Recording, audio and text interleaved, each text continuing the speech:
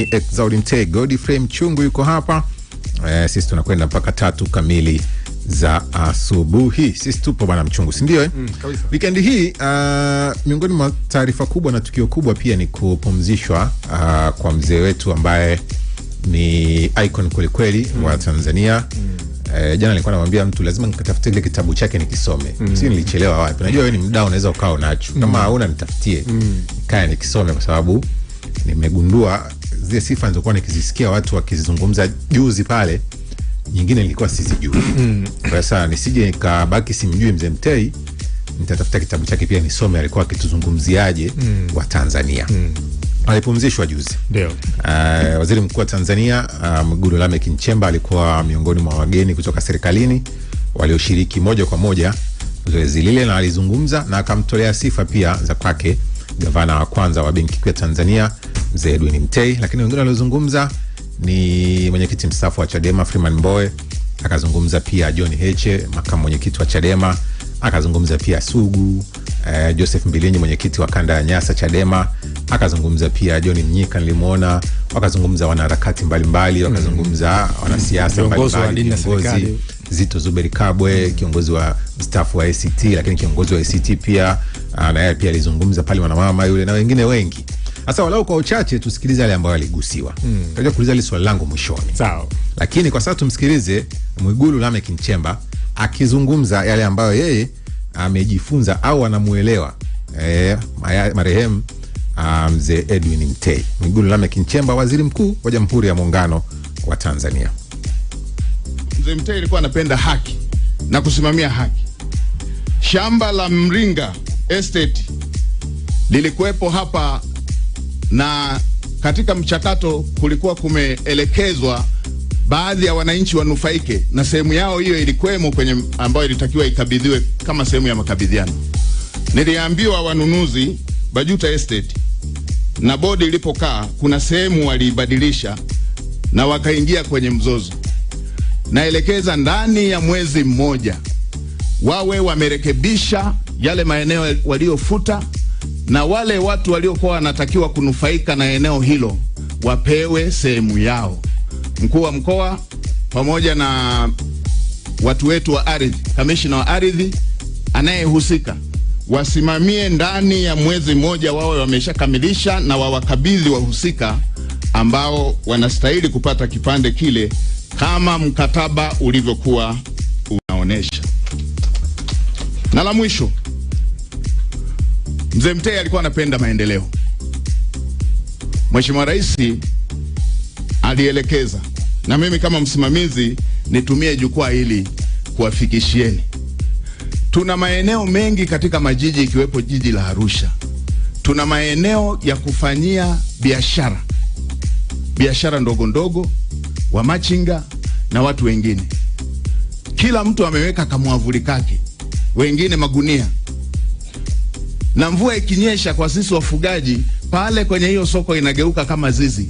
Mtu aliyekuwa anafanya biashara hiyo akitoka hapo, anatoka kama alikuwa anakamua kwenye zizi. Sasa nielekeze mkuu wa mkoa, meya, rasi na wakurugenzi wote, yabainini maeneo yote yanayofanyiwa biashara. Pelekeni fedha za kutengeneza mazingira bora ya kufanyia biashara, yakiwepo mapaa pamoja na nguzo imara pamoja na sakafu zake, na kote kuliko na majiji kufanyike hivyo. Tutumie fedha ambazo zinapatikana katika maeneo mengine, ambazo tunatumia katika maeneo mengine kutengeneza mazingira bora ya kufanyia biashara na kukuza uchumi, kama ambavyo muasisi wa Benki Kuu alikwisha kufanya. Na la mwisho, Mhashamu Baba Askofu na maaskofu ambao umetoa neno, niseme nimeyapokea yale niliyoyasikia kwa niaba ya serikali. Nimeyapokea yote, nimeyapokea, na bahati nzuri political will ipo na mimi ndo nimetumwa kusimamia. Kwa hiyo niwahakikishie nimepokea, na Mhashamu Baba Askofu na Baba Askofu uliotoa neno, serikali haitakuwa kikwazo cha kuhakikisha kwamba nchi inakuwa moja na tunasonga mbele. Na mimi niwahakikishie tutavuka na tutasonga mbele, na heshima ya Tanzania mara zote tutakuwa nayo. Asanteni sana kwa kunisikiliza. waziri mkuu. Mzee Mtei alipenda haki na akaagiza swala la haki litekelezwe. Mgogoro ulioko pale, Mzee Mtei alipenda maendeleo, akaagiza maagizo ya maendeleo. Lakini yale mengine yote ambayo yalizungumzwa kwenda kwa serikali akasema nimechukua. Kwenda kuyafanyia kazi, na mengi yalizungumzwa alikuwa ni kuiweka Tanzania pamoja. Kisikiliza viongozi wa dini, kisikiliza wanasiasa, wengi walikuwa wakijaribu kuonyesha kwamba kuna sehemu kuna changamoto. Sasa sababu Mzee Mtei alikuwa akipambania hayo, ule msiba uwe ni kama starting point ya kwenda kumaliza changamoto hiyo. Aliyezungumza mwingine ni Joseph Mbilinyi Sugu, kiongozi wa Chadema pale kanda ya Nyasa, ambaye na yeye pia alikuwa na machache ya kusema. Nitakuja pia kumsikiliza hapa Mbowe, lakini pia John Heche na wenyewe pia walizungumza. Poleni sana familia, poleni sana familia. Wakati tunahuzunika na msiba, lakini pia tuna celebrate maisha ya Mzee Edwin Mtei, life well lived, legacy ya kufa mtu kabisa, kutokana na rekodi ya maisha yake na alichokifanya kwa taifa hili. Mambo aliyofanya kwa taifa hili Mzee Mtei yanamuweka bila shaka kuwa one of the very true statesman wa nchi. Hiyo rekodi haiwezi kufutika. Sisi Mbeya na Nyasa, rekodi ya Mzee Mtei haiwezi kufutika, kwa sababu wakati anaanzisha chama hiki, Mbeya pia ilikuwa ni sehemu ya kwanza kabisa aliyoamini kwamba akienda kupanda mbegu ya mabadiliko inaenda kuota vizuri, na imeota vizuri, tuko imara mpaka leo. Mbeya na kanda ya Nyasa imekuwa ngome imara ya Chadema. Wale wanaosemaga kuna watu hapo katikati unasikia Chadema chama cha Wachaga, si tunawachola tu, kwa sababu tuko vizuri sana kama chama cha Chadema pale Mbeya na kanda ya Nyasa kwa ujumla. Tunasherehekea maisha ya Mzee Mtei. Tunamshukuru Mungu kwa Mzee Mtei. Tunamshukuru kwa misimamo yake pia. Hai. Joseph Mbilinyi. Sema mbegu iliyopandwa Mbeya ilifanikiwa. Mzee Mtei aliamini pia Mbeya ni sehemu unaweza ukapanda mbegu ya mabadiliko. Si ndio eh? John Heche alizungumza na alitoa pia salamu za mwenyekiti wa Chadema Tundu Lissu ambaye hakuwepo. Si tunafahamu wote bado sakata lake la kesi yake linaendelea, kwa hiyo bado hajatoka. Lakini John Heche akamwakilisha pale kama makamu mwenyekiti na akatoa salamu zake. Baba Askofu, familia ya Mzee Mtei na Watanzania wenzetu wote mliofika hapa, tumsifu Yesu Kristo.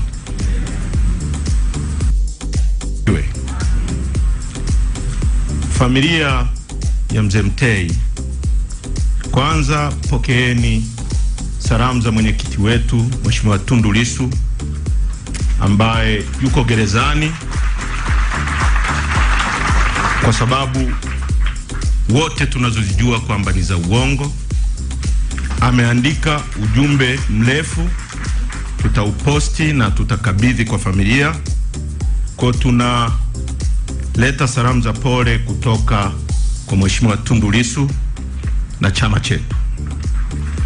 Sisi tumefiwa na muasisi wa chama chetu Mzee Mtei, ambaye amejenga taasisi hii ambayo imekuwa chama kikuu nchini Tanzania. Sio chama kikuu cha upinzani, chama kikuu Tanzania. Sisi kwetu tumepoteza mtu wa muhimu sana.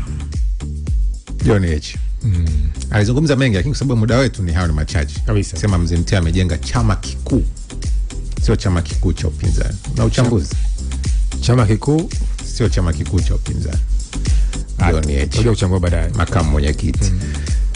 Pia ikafuata hotuba ya ambayo ndio ilikuwa ya kufungia. Zilipita nyingi ambazo nyingine pia tuna nafasi nzuri au muda mzuri wa kupelekea hapa, lakini Freeman Aikaeli Mbowe kwa mara ya kwanza baada ya mwaka mzima akazungumza siasa.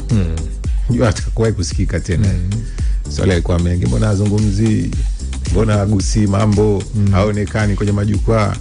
Freeman Mbowe akazungumza kwa mara ya kwanza, lakini akazungumza kwa sababu na yeye pia, wale ambao wafahamu, ni mwanafamilia, familia ya kina Mzee Mtei, kwa walikuwa ndio kama msimamizi wa ule msiba. Kwa hiyo akazungumza na kufunga na akasema kabisa, baada ya hotuba yangu nimefunga vijembe vyote, tuendelee na ibada. Kwa sababu ni kama kulifunguliwa dakika kadhaa hivi, kanusu saa au dakika 40 kakupiga maneno.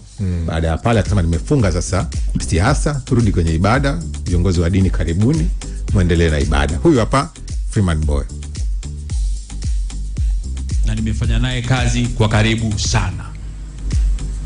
Ni mtu mkweli, asiyeyumba katika misimamo yake, lakini anayetekeleza ahadi zake.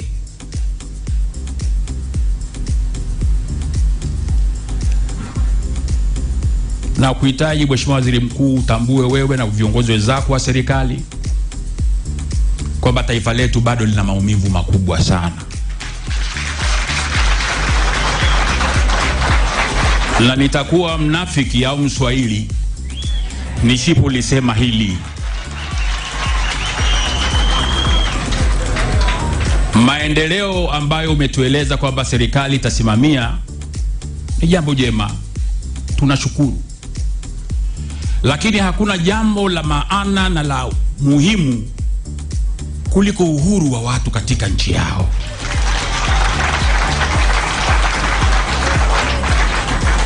Hawa viongozi wangu wa chama chetu wana maumivu. Magerezani wamejaa viongozi ambao wanasana na Watanzania wenzao kuyaona matunda ya nchi yao.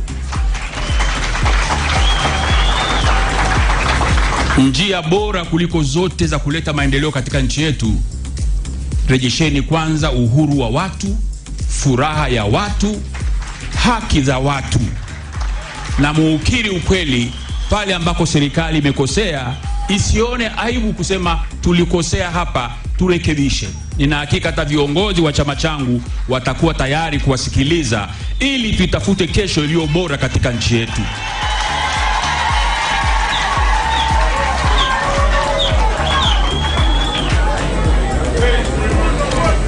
Tunataka taifa hili liwe na furaha. Na viongozi wa Chadema, viongozi wa vyama vingine vya siasa, sisi ni viongozi wastaafu, tulianza chama hiki na Mzee Mtei. Hii misingi tumeijenga kwa gharama kubwa na maumivu makubwa. Na chama hiki kinaitwa Chama cha Demokrasia na Maendeleo.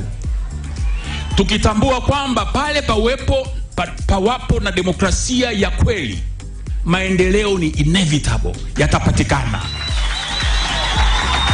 Mheshimiwa Waziri Mkuu, maadamu wewe umesema ndio ambaye umekabidhiwa jukumu hilo la kuhakikisha kwamba taifa linatengemaa, kasimameni na hili. Hiki chama ni chama kikuu, kina mamilioni ya wanachama. Tengenezeni utaratibu wa makusudi wa kuyarekebisha, na ninyi viongozi wa vyama vingine vyote vya upinzani, tafuteni namna ya kufanya kazi pamoja, ili katika utaratibu huo wa kuliunganisha taifa hili lisiendelee kwenda kuwa na vipande vya vyama vya siasa.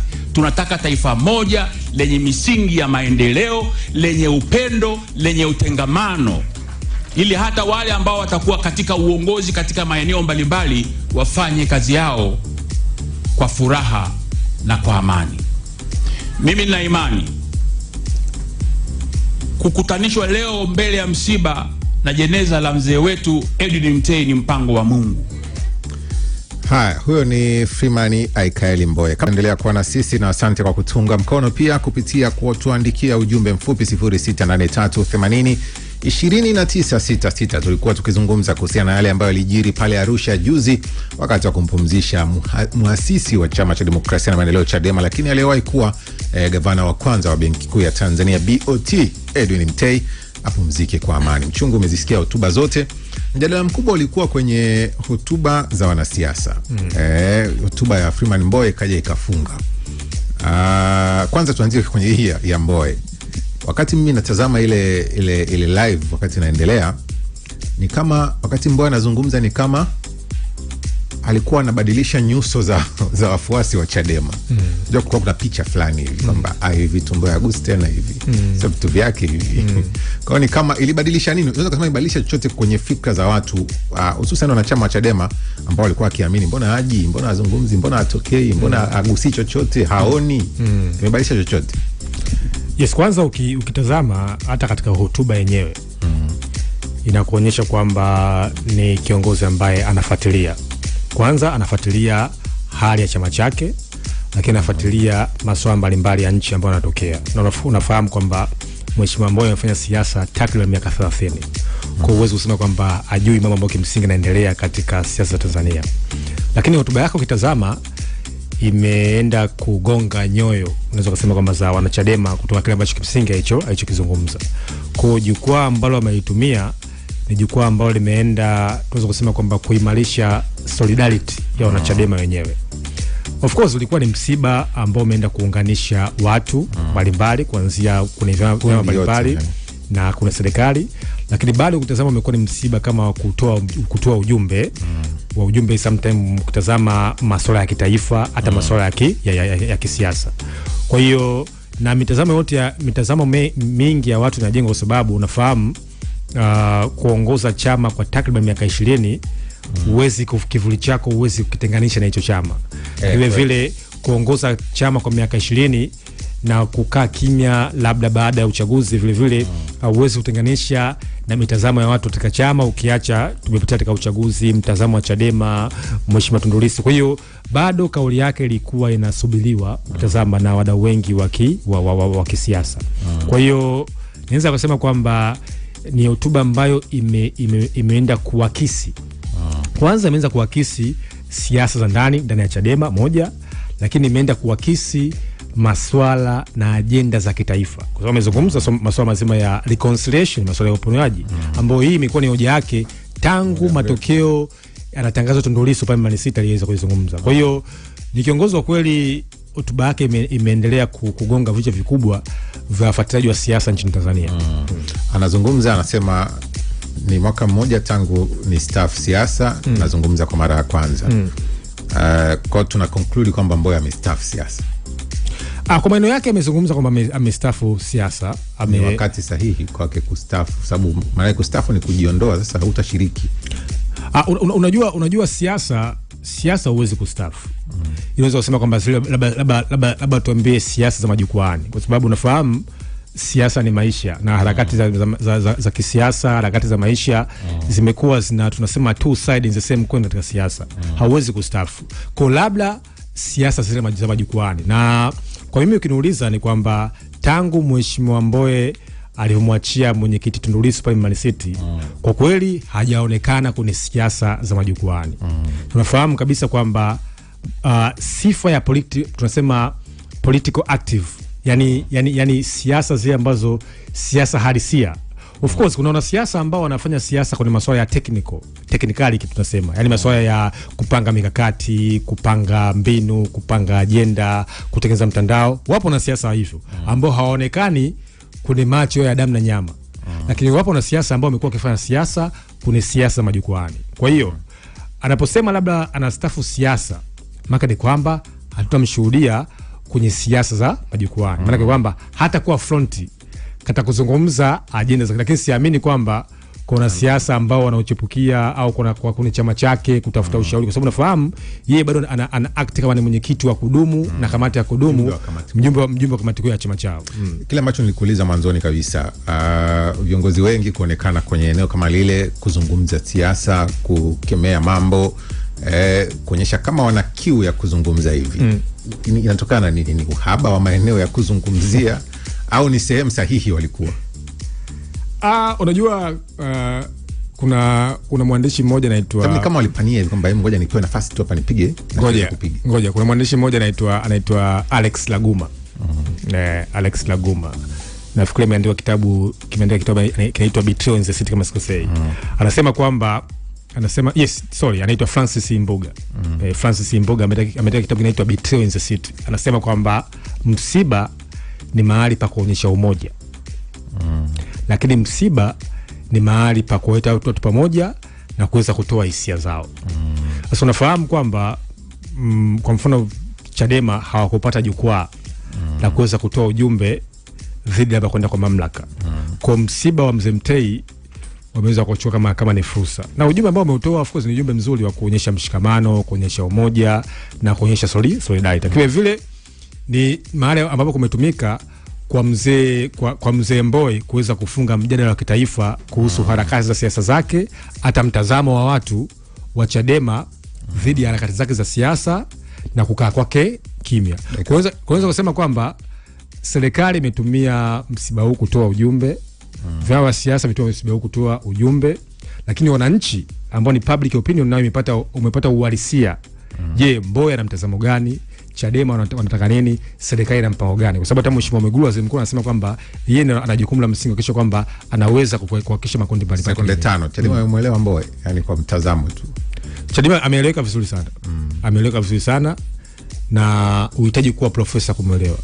Amesema kwamba yeye amestaafu siasa. Yale maneno ya kwamba bwana asemi kuhusu hili. Mbona hatoi tamko? Hana ofisi tena. Mfanya biashara yule jamani. Mfanya biashara sio mwanasiasa tena. Haya bwana, sisi tukirudi